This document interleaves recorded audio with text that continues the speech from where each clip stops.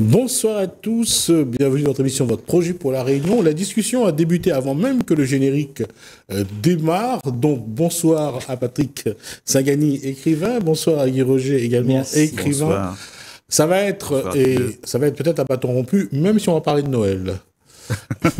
C'est ça qui est drôle. N'ayez pas les boules non plus. Hein. Ça fait partie de la chose. Il y a une chose, messieurs. Quand on parle de Noël aujourd'hui, est-ce qu'on dit c'est un fait de société? Est-ce qu'on dit c'est une tradition? Est-ce qu'on s'est dit est-ce qu'on donne de la valeur? Ou est-ce qu'on le regarde de très loin en disant on s'en est tellement servi comme chiffon de pied pour faire des affaires que ça n'a plus de valeur? Oh, tu positionnes tellement bien le sujet. Oui. Je me permets de commencer, vas-y. Guy. Je pense que Noël a existé avant Noël. Donc je pense qu'effectivement, c'est très juste tout ça. Nous sommes des humains qui finalement répétons des schémas, mais depuis la nuit des temps. Hein, Noël a été créé, institué à partir du solstice d'hiver, mais le solstice d'hiver que l'on retrouve chez les Saturnales romains ou que l'on retrouve dans d'autres cultures existait bien avant, au néolithique.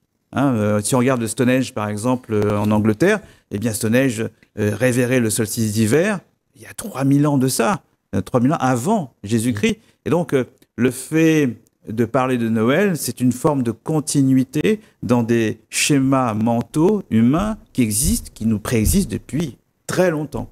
Alors, je dois juste préciser que le néolithique, on va le situer à 10 000 ans. Oui. À 10 000 ans, comme ça, pour donner une date. Oui. Mais Stonehenge, c'est entre 3000 et 1500 ans, avant. Ouais. Et ce que je disais aujourd'hui, quand on voit l'évolution, je ne jette la pierre à personne. Hein, je ne veux critiquer personne parce que j'estime qu'on est responsable ensemble de ce qui se passe. Mais il y a une chose qu'on peut se poser aujourd'hui, Noël, finalement, à quoi ça sert et c'est quoi? Je crois que ça sert à nous contenter de la vie misérable qu'on vit. Parce que... Non, mais attends. C'est un peu extrême et excessif. Extrême, mais juste t'expliquer pourquoi. Parce que si tu vois tout ce qui s'est passé depuis la nuit des temps, comme tu disais, moi je pense qu'il est nécessaire pour nous de réaliser pourquoi on en est là aujourd'hui. Après tous ces millions d'années, nous n'avons pas réfléchi, nous avons toujours continué à faire la même chose. Et ça continue encore aujourd'hui. Moi je dis, allons voir la racine des choses et ne pas tout le temps se leurrer sur ce qui devrait y avoir, sur ce qu'on vit et la vie qu'on a, essayer d'arranger la vie qu'on a pour qu'on puisse avoir une meilleure vie. Oui, alors, je vais juste montrer comment l'être humain peut aussi avoir une façon de penser. Regardez au fil de l'histoire du monde. Quand il y a eu Jésus-Christ, est-ce qu'il fallait croire ou pas à ces miracles? Il y a eu Thomas qui ne voulait croire que s'il le voyait. Il y a ceux qui croyaient sans le voir. Il y a eu l'histoire de Jeanne d'Arc qui a entendu des voix et que certains n'ont pas cru. Ils l'ont cuite. Il y a eu d'autres histoires comme ça où à chaque fois, par exemple, on prend l'histoire de Bernadette Soubirous à Messabielle, à Lourdes, qui a vu... en quoi on peut croire, en quoi on doit croire, et c'est la capacité de chaque cerveau humain de donner ou pas de la véracité aux choses. Je pense que c'est là que la question se pose. C'est un bon point de départ. Il faut tout de même préciser, puisque l'émission est sur Noël, si j'ai bien compris, qu'il faut d'abord préciser que tout est symbolique là-dedans. Nous savons, les historiens qui connaissent assez bien le Jésus donc historique, le Jésus nazaréen, savent parfaitement bien qu'il est né au printemps, c'est-à-dire entre le mois de mars et le mois de mai. Il le situe au 25 mars, autour du 25 mars. C'est ça. Ouais. On sait qu'il est né entre moins 7 et moins 4. On sait donc qu'à un moment donné, il a fallu déterminer sa date de naissance, mais de façon purement symbolique et rituelique. Et ça a correspondu au 25 décembre. Il faut bien comprendre que c'est un acte de construction. Il fallait absolument balayer justement ces fêtes païennes, Saturnales romain, Sol Invictus, qui se déroulait le 25 décembre. Il fallait donc à faire advenir cette religion et installer la nativité comme point nodal de la religion qui devenait une religion extrêmement importante. Donc, il faut bien comprendre qu'au départ, il s'agit, quand on parle du solstice d'hiver, parce que tout ça est chevillé au solstice d'hiver, il s'agit pour toute l'humanité de révérer finalement le fait que la lumière parvient à vaincre la pénombre, l'ombre, l'obscurité, les ténèbres.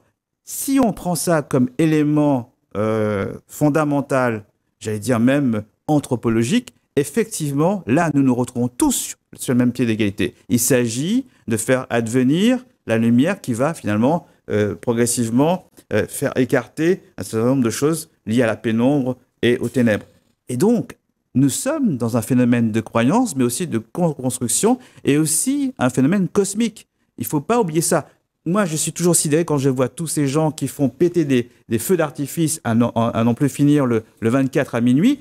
Je le disais l'année dernière à un visiteur qui s'en étonnait. Je dis, écoute, tu vas voir, regarde bien, on sera là le 31 au soir, tu verras que les feux d'artifice ont été beaucoup plus nourris pour Jésus, la nativité. Pourquoi ? Parce que justement, cette victoire de la lumière sur les ténèbres, c'est l'illumination. Donc, quand nous prenez ça en considération, quand nous mettons nos boules de Noël sur notre sapin, pseudo-sapin, il peut être purement symbolique, tout ça est du symbole. Quand tous ces gens se mettent à faire comme les Américains, c'est-à-dire à faire en sorte que la maison ressemble à un sapin de Noël, il y a là-dedans un fond, pas seulement chrétien, un fond d'humanité qui révère la lumière. Donc, mettons-nous au moins d'accord là-dessus, sur le fait qu'il s'agit déjà de quelque chose de profondément humain à la base, sans aller jusqu'à l'anthropologie, à la base, c'est-à-dire en fait quelque chose qui est de l'ordre de la révération de la lumière. Cette lumière qui est en chacun de nous. Qu'est-ce que tu en dis ? Sauf que tu vois, ça s'est déroulé au fil des années. C'est entré dans les mœurs, c'est devenu une tradition. Les gens ne le voient plus comme ça. Exactement. Hein ? Ils le voient comme un moment où dans toute l'année, où il sera, lui, quelqu'un de délivré de tous ces petits problèmes. Pour oublier tous ces petits problèmes, il aura ça. Donc, c'est devenu une tradition et on fête ce jour-là parce que ça nous donne vraiment un confort, si tu veux, dans notre vie. Est-ce que tu entends parler d'étourdissement, une sorte de façon de s'étourdir, oui, de se perdre ? C'est-à-dire, cette tradition qu'on a, on l'a vénérée. Elle n'est plus ce qu'elle est. Elle est l'histoire qu'on se raconte pour pouvoir se libérer d'une vie qu'on a créée. Mm-hmm. Et cette vie qu'on a créée n'est pas celle-là, n'est pas la lumière, n'est pas ça, c'est le sombre, c'est le noir. Et on s'est habitué à vivre dans le noir. Et on croit que ça, c'est la vie. Et on en a fait une tradition. On a dit, c'est comme ça, comme ça, comme ça. Et peut-être avec ça, on pourra faire quelque chose de bien. Et donc, on est resté là-dedans et on veut toujours sortir de quelque chose qu'on oui, mais là, tu es dans le domaine, excuse-moi Guy, tu es dans le domaine des idées. Gispi parlait de façon juste de croyances. Oui. Et les croyances, ça n'a rien à voir avec les idées. Les croyances, en fait, elles sont là enracinées depuis justement la nuit des temps, depuis que Sapiens est Sapiens. Donc, là, tu insistes sur l'idée, sur tout ce qui finalement nous phagocyte et tout ce qui finalement crée de la médiocrité. Tu as raison d'ailleurs d'insister sur ce point. Mais il faudra bien à un moment donné séparer les croyances des idées. Oui, mais une idée, quand je dis j'ai une idée, je crois que Jésus, que je serai au paradis et je me mettrai à la droite du Père. Quand je serai mort, je serai sauvé. Ça, c'est pas une idée, c'est une croyance. Non, écoute. Ouais. Mais cette croyance provient d'une idée. Une idée qu'il y a quelque chose, mais qui n'existe pas. Donc l'idéal, c'est quelque chose que tu penses, et ça devient une croyance. Je vais aller sur ce que vient de dire Guy. En fait, c'est vrai que ça part d'une croyance. On part de la croyance en Jésus, et là où il y a eu quand même, de la part des commerçants, une capacité à phagocyter. Et ils se sont, à chaque fois qu'ils ont pu, ils ont accroché à Jésus quelque chose qui l'ont permis de mieux vendre, de mieux faire. Là, nous parlons davantage du Père Noël. Voilà. Et on voit le Père Noël de Coca. Voilà. Et c'est ça qui est magnifique. Effectivement, si on parle de ce que a dit Guy, on part de la croyance qui au début était quelque chose, on a enjolivé ça, on a fait quelque chose d'extraordinaire. Et avec le temps, quand on regarde comment les commerçants ont utilisé cette croyance pour pouvoir faire des affaires, à l'arrivée, on a plus, j'allais dire, un Jésus qui fait de la pub pour les commerçants plutôt qu'un Jésus qui apporte la lumière. C'est très intéressant ce que vous dites là, parce que ça nous fait référence pour ceux qui ont un peu de référence biblique. Il me semble que juste avant qu'il meure, enfin qu'il soit vendu, Jésus entre dans le temple, enfin la zone où il y a le temple, et il se met à avoir de la rage. Oui, et il se met à chasser les... Contre qui? Contre justement ces gens-là, les marchands, les commerçants. En disant, mais là, vous êtes en train de dévoyer la croyance, qu'est-ce que c'est que ça, en visant en fait les prêtres, les officiants. Oui, comme quoi, tout ça c'est cyclique. Voilà, exactement. Mais tu vois, le commerce, justement, tout ce plaisir qu'on peut avoir à acheter des choses qui nous donnent un peu de réconfort dans notre maison. On amène plein de choses, on veut s'accaparer, le dernier cri téléphone, les choses qui se font dans les supermarchés, et tout ça, on veut les avoir parce que ça nous donne du plaisir. Ce plaisir, il est éphémère, on est d'accord. Extrêmement éphémère. Okay? Sauf que nous avons créé un plaisir éphémère dans la croyance qu'il y a quelque chose. Ça, c'est éphémère. C'est pas vrai. Mais c'est quelque chose qu'on a inventé pour se distraire de la vie réelle qui existe. Okay. Mais en fait, je veux dire, c'est pas seulement dans la religion catholique. Si on prend l'histoire de Mahomet, pratiquement toutes les religions, Mahomet et du Kaaba, qu'est-ce qu'il y avait autour du Kaaba avant que Mahomet vienne lui aussi mettre de l'ordre? Il y avait des marchands. C'est ça. En fait, la religion et les affaires s'utilisaient mutuellement à l'époque, surtout les hommes qui voulaient faire des affaires et qui en même temps disaient qu'ils sont religieux. Ils ont utilisé ça pour pouvoir dire chaque religion existe, et autour de la Kaaba, tout le monde, on a accepté toutes les religions. Oui, parce qu'on peut on faisait des affaires. On faisait des affaires. C'est ça. Voilà. Et les affaires, quand on fait des affaires, Jismi, dans ce monde, si je suis un businessman, je fais des affaires. Qu'est-ce que j'ai? Un pouvoir. Le pouvoir de donner aux autres qui n'ont pas quelque chose que j'ai. Ok? J'ai le pouvoir, j'ai le plaisir, j'ai fabriqué un truc et je le donne et tout le monde vient se glutiner comme des mouches dessus parce que là, j'ai un pouvoir. Notre société est basée sur le pouvoir de la réussite, de devenir quelqu'un pour pouvoir pour pouvoir soumettre à l'autre ce que moi je pense, moi je crois. Donc je crois que c'est bien, toutes ces religions-là, continuez comme ça, mais restons dans les mœurs. Venez acheter ce que je veux, parce que j'ai le pouvoir. Et donc tout ça, ça nous a donné une soumission à ce qui est établi. Tout est établi là-dessus. Notre monde est établi sur le plaisir, sur quelqu'un qui va te donner quelque chose pour que demain tu puisses être content. Et tout le monde cherche ce contentement. Et c'est tout mélangé maintenant. C'est Noël, c'est le Pâques, c'est la fête des mères, la fête Valentin. C'est pas mélangé. En fait, et c'est méchant ce que je vais dire, en fait, le commerce a absorbé la religion. C'est le commerce qui tient la religion. On le voit au niveau des religieux, des chefs religieux. On voit que l'argent a pris la place. Et on le voit, et là, par contre, c'est politique, hein, je ne sais pas si vous serez d'accord, on voit la place qu'a pris la politique dans la religion et la religion dans la politique. Bien sûr, et aujourd'hui, les guerres de religion se déroulent vraiment au plus haut niveau. Et on se partage le monde. Oui, tout à fait. Et c'est pour ça que je disais que, quand je disais que le commerce, l'argent a absorbé la religion, ça n'a jamais été aussi vrai qu'aujourd'hui. Oui, mais le pouvoir reste quand même l'argent et reste quand même le pouvoir de diriger à partir des idées qu'on a postées sur la table et on dit à tout le monde c'est comme ça. Oui. Et donc on vit dans un monde où on est contrôlé par l'idéal vie que nous aimerions avoir. Mais l'idéal vie que tu aimerais avoir n'existe pas. Il faut que tu reviennes à la source de ce que c'est vraiment vivre. Alors, avant de continuer, tu allais dire quelque chose. Oui, je pense en fait l'avoir perdu en cours de route parce que j'étais passionné par votre échange. Mais je me disais, je me mettais à la place des téléspectateurs. Ils savent que notre sujet, c'est Noël. Effectivement, le fait d'avoir placé le déplacement de ce que ça symbolise, Noël, c'est c'est la victoire de la lumière sur les ténèbres, nous l'avons dit. Et que en fait, tout ça est récupéré dans le monde politique, dans le monde commerçant, ça n'est pas nouveau. Non. Ça n'est pas nouveau. Ça a toujours été une ligne de tension, puisque nous sommes des hommes, puisque l'homme est une sorte d'animal social. Et c'est forcément quelqu'un qui va trouver un modus operandi pour quand même s'entendre avec les autres et faire société malgré tout. Il faut toujours le dire, malgré tout. Quand je t'entends là, je mesure le malgré tout. Effectivement, il y a ça, mais ne perdons pas de vue quand même qu'il y a une parcelle de lumière en chaque être, et qu'effectivement, nous pouvons être phagocytés par un certain nombre de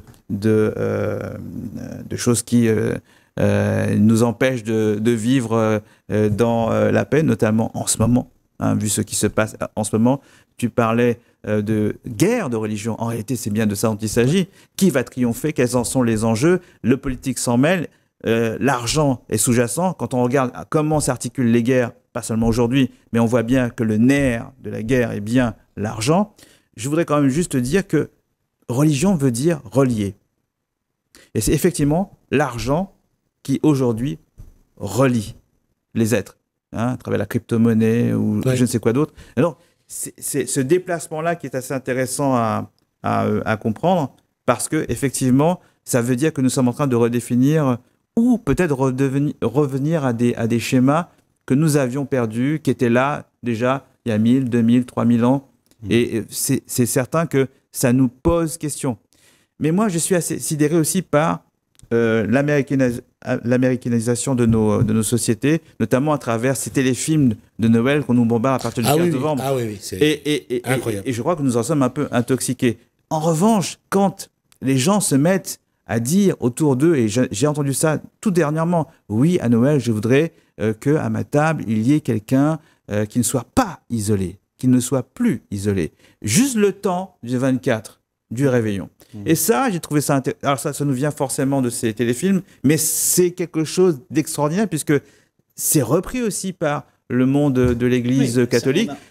Veillons, disent-ils, à faire en sorte que nous ne soyons pas isolés. Vous voyez, tout ce qui se passe au niveau du tissu associatif, notamment en France hexagonale, il faut absolument que les personnes âgées ne soient pas seules, etc. Et ça nous vient de l'esprit de Noël. Or, cet esprit de Noël revient par des moyens un peu détournés, des fois un peu bizarres, comme ces téléfilms américains, qui fonctionnent comme des émissions évangéliques. En gros, nous sommes à l'ère de Trump.